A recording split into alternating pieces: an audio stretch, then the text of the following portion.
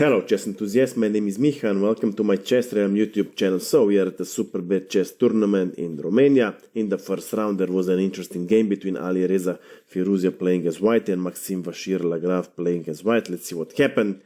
Alireza, Firouzja started with e4, c5, knight to f3, e6, d3, d5, queen to e2, knight to f6 and now g3. So white tries to surprise black with a less common opening.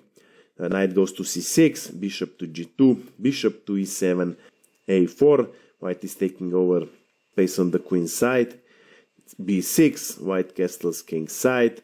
Bishop goes to b7, bishop to f4, h6, and now h4. So white is also taking space on the king side, also maybe preventing unpleasant g5 pawn push.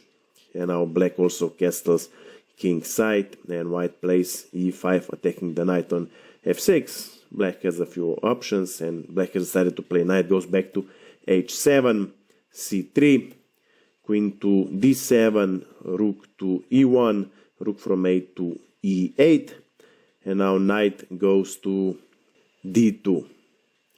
Well, you might think that black can trap the white bishop by playing g5. Let's see, after g5, white simply captures, h-pawn captures on g5, h-pawn recaptures, then maybe, I don't know, bishop captures on g5, bishop recaptures, knight recaptures, bishop and knight recaptures. Yeah, black is p-sub, queen to g4 pins the knight. Of course, black can gain one pawn back by playing knight to e5, and after queen to g5 check, knight to g6 is defending, material is equal, but because of a weakened position, white has the edge here.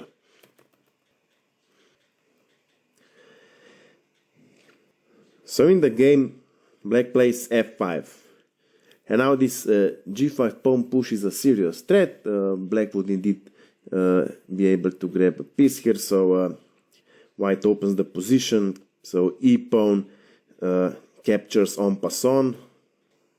Bishop recaptures on f6, and now bishop goes to h3, and now g5, attacking both pawn and bishop. So white has decided to capture, so h-pawn captures on g5, h-pawn recaptures, attacking the bishop. Bishop goes to e5, offering a trade, but black doesn't go for it immediately. Queen goes to g7, bishop on e5 is now 3 times attacked. Moreover, black threatens with g4, forking both knight and bishop.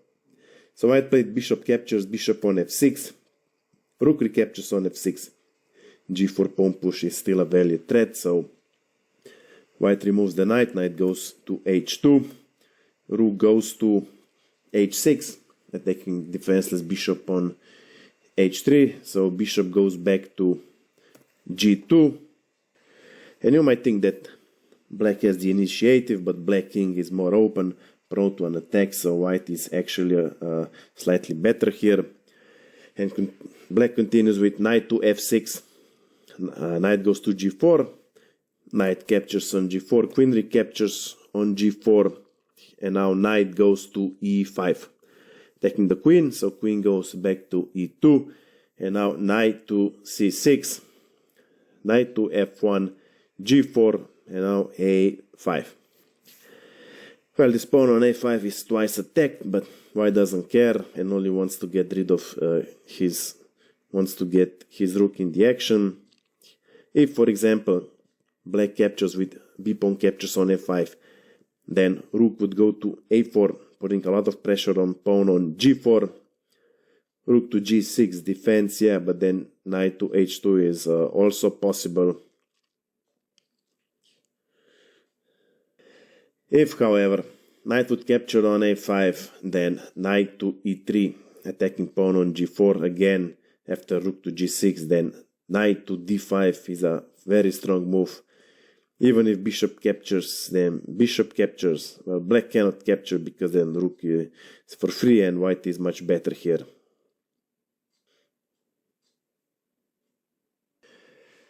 Okay, so in the game, b5 was played. White continues with a6, attacking the bishop. Bishop goes back to a8. Rook from a goes to d1. Rook goes to f8. and knight goes to h2, attacking pawn on g4, so rook to g6 defending, and now white plays queen to d2, knight to b8, attacking pawn on a6, but white doesn't care and plays d4. Now white is hoping for exchange of pawns. After c would capture on d4, queen would recapture on d4. White is also hoping for exchange of queens, and then pawn on g4 would be twice attacked, only once defended. So c4 was played in the game, blocking the position. Rook goes to a1, defending the pawn on a6, and now bishop goes to c6, rook to e5, knight goes to d7, and rook to h5. So white is taking over this h5 square, preventing any escape for black king on this h file, and also protecting his own king. Black continues with knight to f6, attacking the rook, and rook goes to h4. And black continues with bishop to d7, rook to e1, and bishop to c8. Again attacking pawn on a6, but this time white doesn't care because bishop has to protect this pawn on e6 anyway. And white continues with knight to f1, rook goes to g5, and rook to e5, offering the trade of rooks. Well, black cannot capture, because if rook would capture on e5, then d pawn would capture on e5. Knight, let's say, goes to d7, and then rook to h5, threatening rook to g5, grabbing the queen. I'm not gonna go into all variations, but white has a strong attack here. So in the game, black plays rook goes to g6. White continues with knight to e3, and now king goes to f7. A very interesting move. Black is creating space to play rook to h8, countering white's pressure here over the h file. But now white plays queen to e2, preventing rook to h8. If rook would go to h8, then knight to f5, attacking the queen, would follow. Well, black, of course, wouldn't be able to capture knight on f5, because if e-pawn captures on f5, then rook would go to e7 check, and here white grabs the queen. And if, for example, black would retreat the queen, for example, if queen would go to f8, simply rook would capture on h8, queen would recapture on h8, knight to e6 check, knight to d6 check, king, for example, to g7, knight captures on c8, queen recaptures on c8, now rook captures on e6. White is dominating this e file and has a strong attack. Is a pawn up. This pawn on d5 is also going to be captured sooner or later, and white is definitely winning here.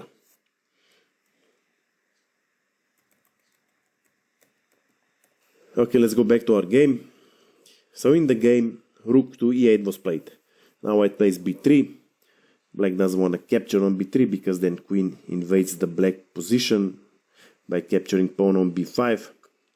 Well, here bishop to d7, protecting pawn on b5, would be a solid option, and then maybe capturing.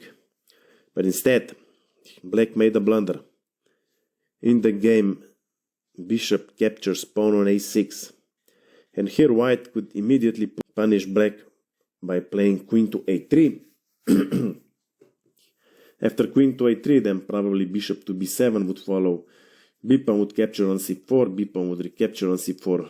Queen would capture on a7, king would probably go to g8, bishop is now protected, but queen to b6 probably wins the game. Pawn on e6 is twice attacked. Even after queen to f7, the knight would capture on c4, d-pawn would recapture on c4. White wins the piece back, and black position is going to crumble.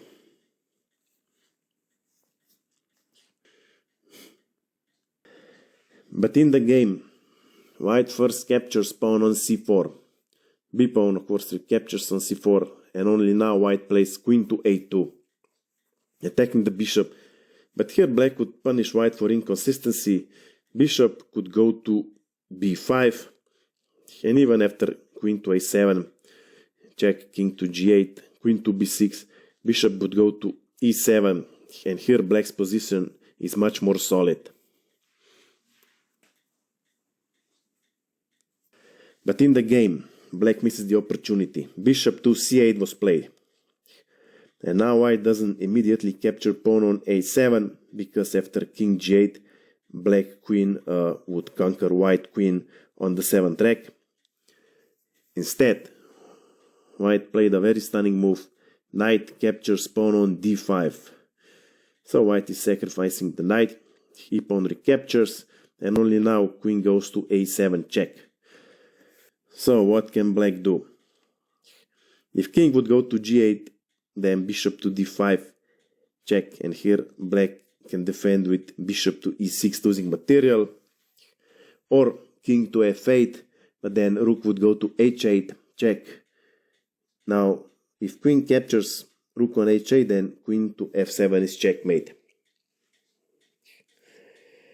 If however black defends the check with knight to g8, then queen to c5. If queen defends, black loses material, and moreover it's made in 6 or 7 moves. And if rook to e7, then rook to g8, queen to g8, and queen to e7 is checkmate.